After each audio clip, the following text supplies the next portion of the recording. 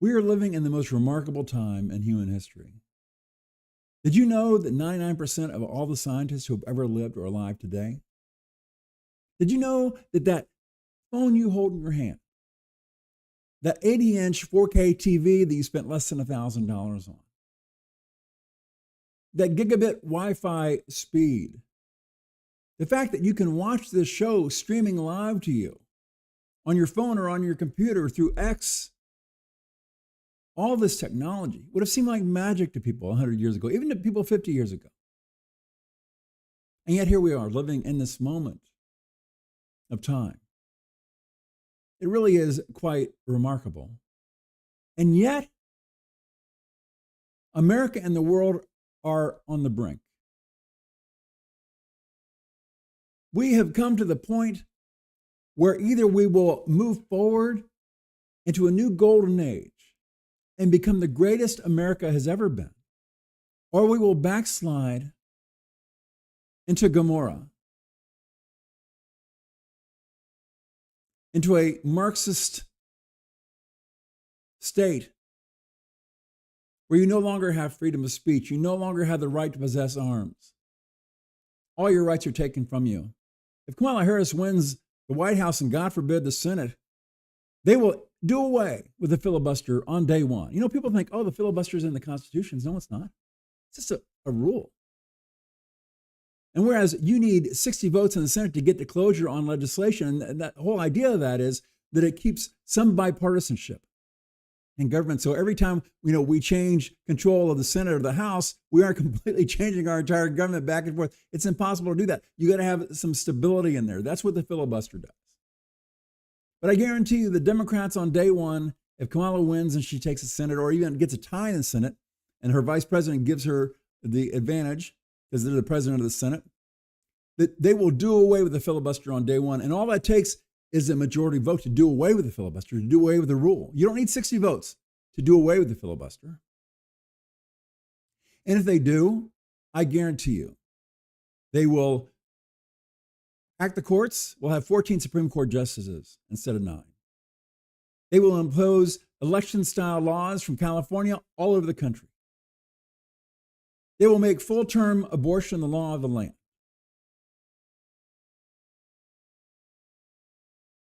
They will make it a crime to have an opinion on social media that they consider misinformation. And we all know that misinformation is just facts that Democrats don't like, right? That's why they don't call it lies. They just call it misinformation. It's information they would prefer you missed.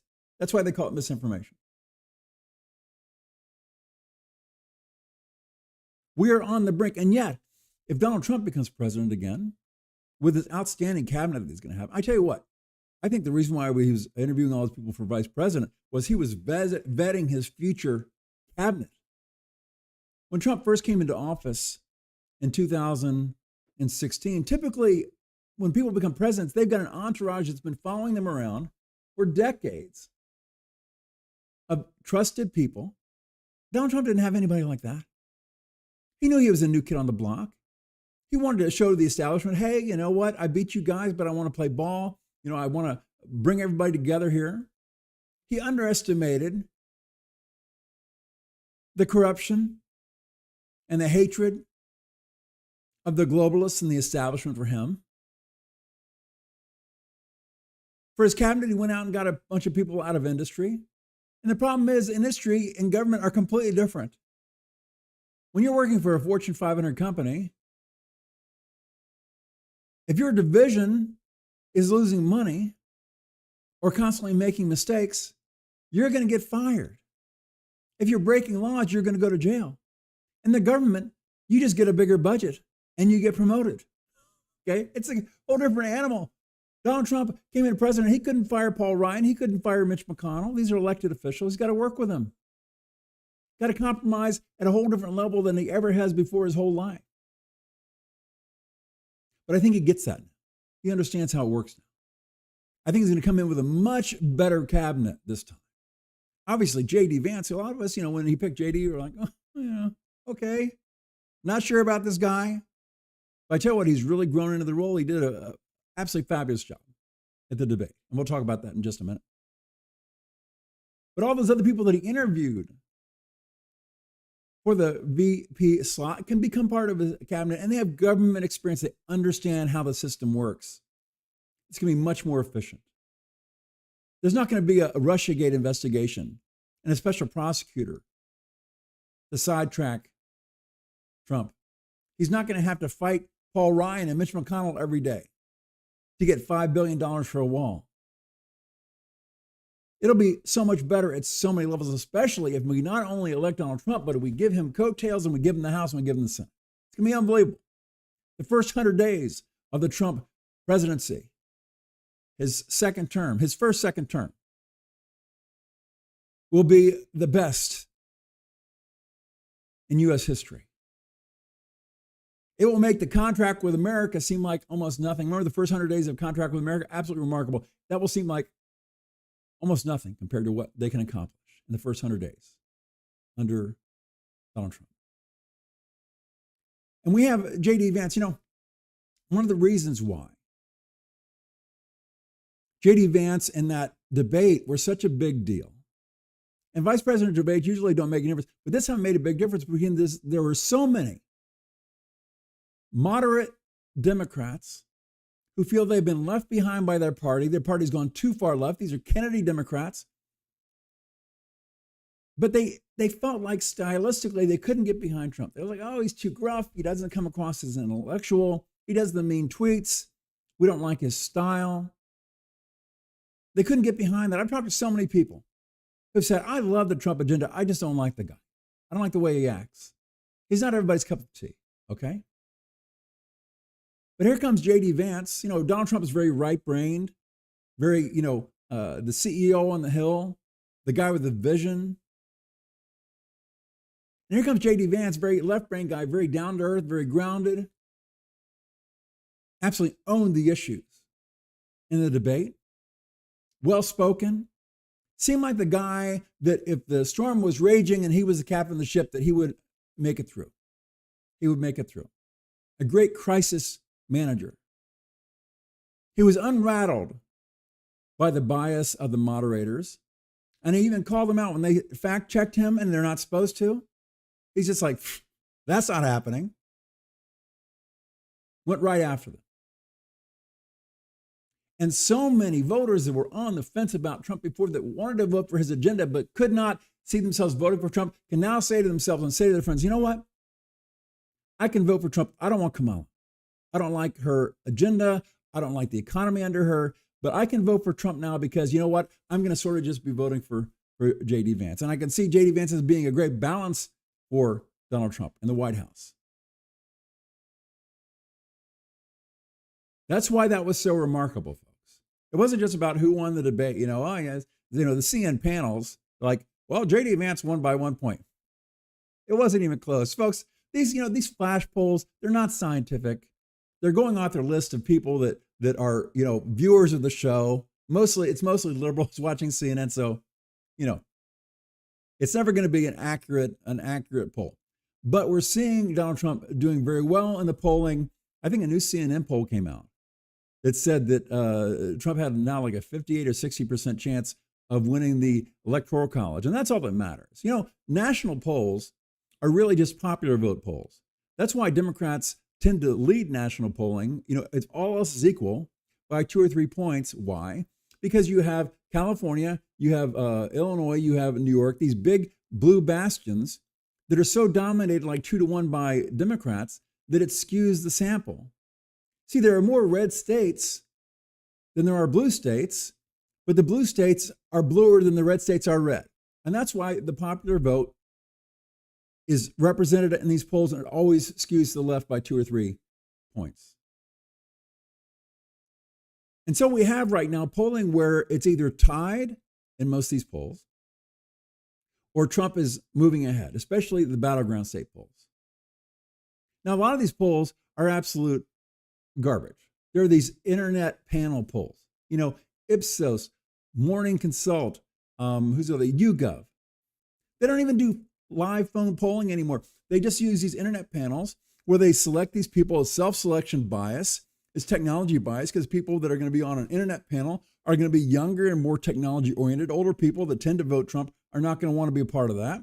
I remember when I bought my mom a computer, I couldn't even get her to touch the mouse. She thought it would catch fire.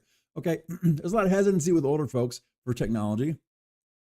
And it's just, it's not an accurate sample. The reason why they do it is the Morning Consult can put out a poll and say, oh, we have 7,000 likely voters. Like, 7,000 likely voters? How'd you do that? Well, it's because they're not calling anybody. It's just an internet poll. It's garbage. And these always lean 5 or 6 points towards, Kamala. So if you look at all of Kamala's best polls, the one where she's way ahead, they're all internet panel polls. They're all garbage. It's all fake. Now, why the RCP average includes these internet panel polls in their average, beyond me. Because they're fake polls. They're not real. You need, for a poll to be scientifically random and accurate, you need to have it be a random phone poll and not one of these internet panel polls. So, but even with that, it's basically close to a tie right now. But if you go back to 2016, in many polls at this time, Hillary Clinton was anywhere from 6 to 13 points ahead. She was dominating. And then, of course, the polls all tightened. If you watch any election cycle, the Democrats are always way ahead about a month out, and then they start to tighten, and the race gets very close to the end. Why is that? Are Republicans surging into the close? No. It has nothing to do with that. It's because the pollsters are mostly getting hired by the media. The media wants a narrative to lead their news cycle. And so they want polls that have Democrats winning to lead the news cycle. And the pollsters are more than happy to do that because they want to get hired. I guarantee you, if ABC pollster goes to CBS News and says, yeah, I did my poll and Trump is 10 points ahead. Number one, the poll's never going to be published. Number two, they're never going to be hired. And number three, they're going to be blackballed throughout the industry. Nobody's going to do that. Also, nobody's going to evaluate a pollster on a poll they turned in on the 4th of October, 3 years from now, 4 years from now. But they want to be accurate on their final poll. They don't want to have a big miss on their final poll. So what happens is all the polls tighten by several points, many points, coming into the close. There's always a surge to the right, not because Republicans are surging into the close, but because the polls are less fake towards the end, because they know they're going to be evaluated by their final poll. And so if the polling now is either tight or Trump's ahead, as that late surge towards Republicans, towards Trump happens, we could go into election day with him ahead 4 or 5 points and way ahead the battleground states. It's looking very good, very positive for us. What J.D. Vance did for this ticket, amazing. And you know what? The great thing is Donald Trump has never been a guy that likes to take the counsel of others, but I think that he will take the counsel of J.D. Vance in the future because J.D. Vance earned that. J.D. Vance made Donald Trump look very good in that debate. And I think he really earned Donald Trump's respect. So I think J.D. Vance will have a loud voice in this administration. I'm excited about that because he's a real bright cat. Yeah, he's a real smart guy. And he's likable. I was reading comments from women on social media on X. And, they thought he was likable and they thought he was, very good looking. He had like Elvis eyes. They kept talking about, his beautiful blue eyes and stuff like that. And, us guys, we think, who cares? It's like women, that's not all women care about, but they do care about. It does matter to them. It does make a difference. And if we're going to win over women voters, we need that. Because if we can even get a 50-50 split with women voters, we're going to win this election in a landslide. And Kamala is hurting with men. And, Tim Walz's job in that debate was to win over men for Kamala. I don't think he did that. He just, like I said, he wasn't horrible, but he was just not, he just looked very rattled at times. And they had a body language expert looking at that. And they said, J.D. Vance's body language is very calm. He's very collected.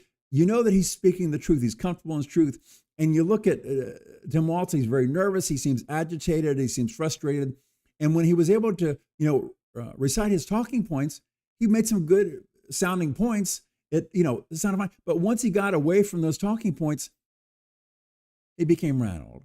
And that's why, he says, has these brain fart moments like, Yeah, I'm great friends with school shooters, and I know school shooters.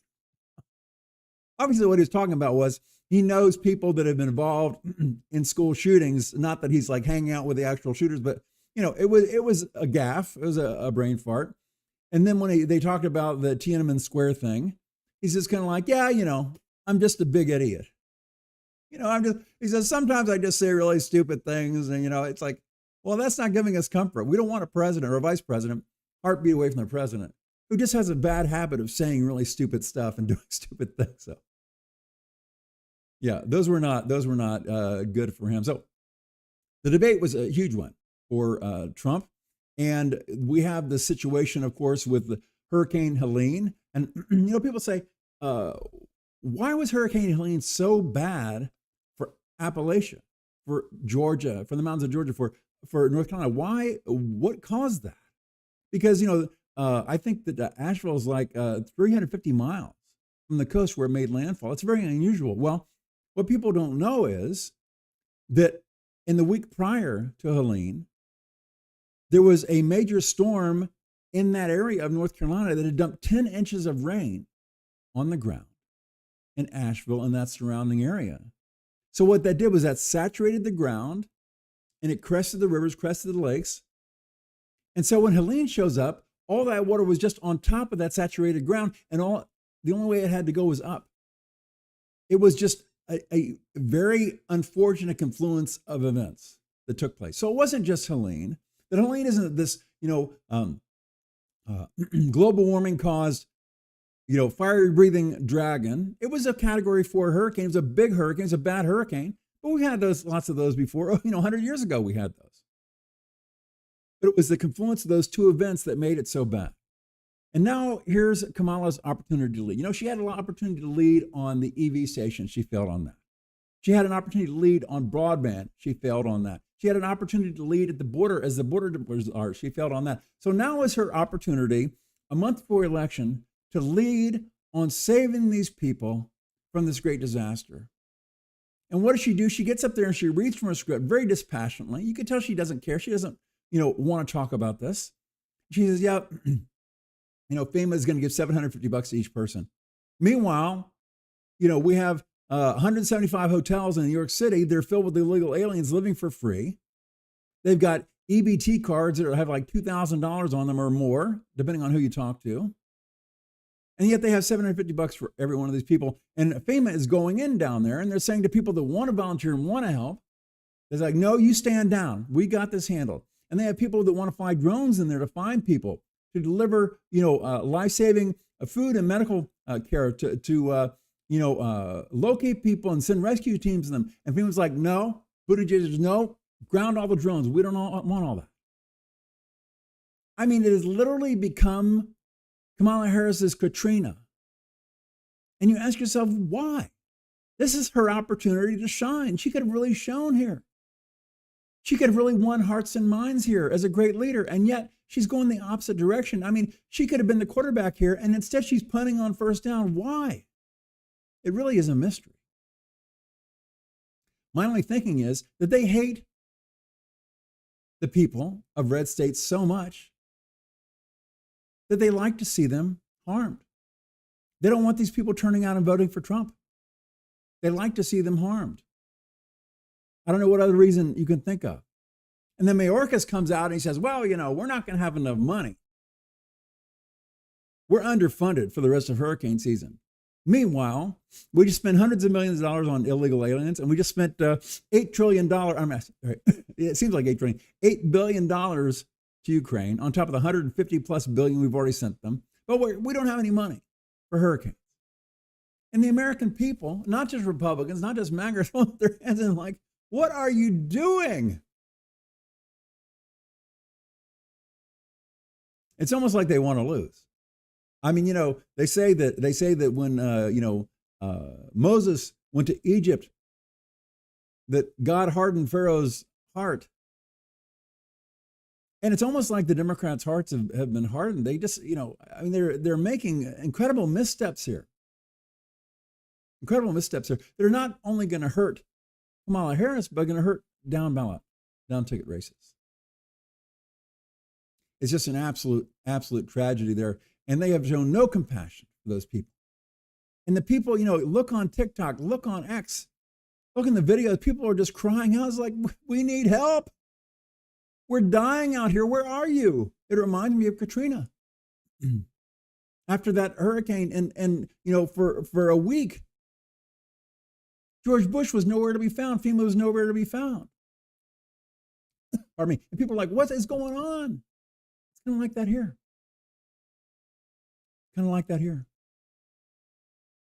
So here we are, heading into the last month before the election. All the momentum is to Trump. If the polls are correct, especially the battleground polls, and this thing is either tied or Trump is ahead, he's going to win in a landslide because the polls always move right at the very end. Because, they got the thumb on the scale right now for Kamala so it can drive the news cycle and so on and so forth. But, they don't want to be too outlandish. So it's going to move right.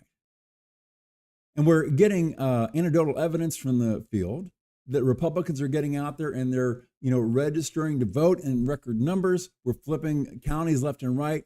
And, thank you, Scott, a presser in Pennsylvania, flipping counties left and right from blue to red. We have record numbers of Republicans requesting absentee ballots, voting early ahead of the Democrats, which is truly unusual. We don't have COVID this time for the Democrats to hide behind. Do you realize that during the middle of COVID, that we had 30 million more votes than we had in 2016? And yet, a month before the election, the polls were saying that there was record low enthusiasm to vote for Joe Biden. Record low enthusiasm. I believe at one point, Joe Biden was 30 points behind Trump in enthusiasm to vote a month before the election. And all of a sudden, Joe Biden gets 81 million votes with record low enthusiasm to vote, 30 million more votes than ever before in history. He loses 18 out of 19 bellwether counties. He loses Ohio and Iowa and Florida, 3 states that you cannot lose and still win the presidency, and yet he wins.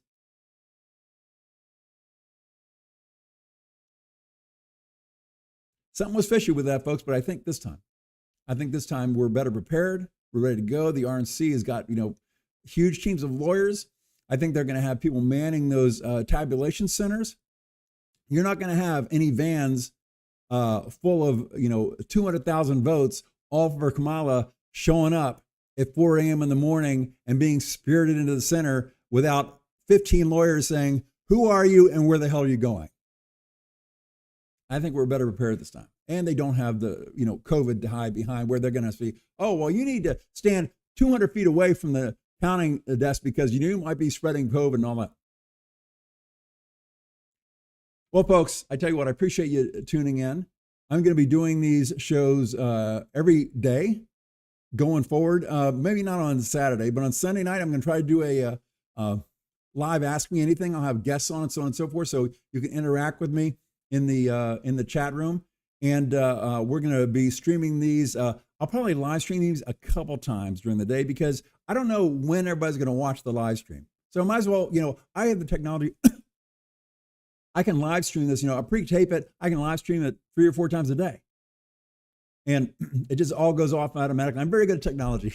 If everybody has seen the new memes we're using and so on and so forth, I write code that creates all that. It doesn't post them for me. I've still got to manually post them. But as far as creating that sort of thing, I'm able to create those things. And it may look like I spent hours on them, but I don't.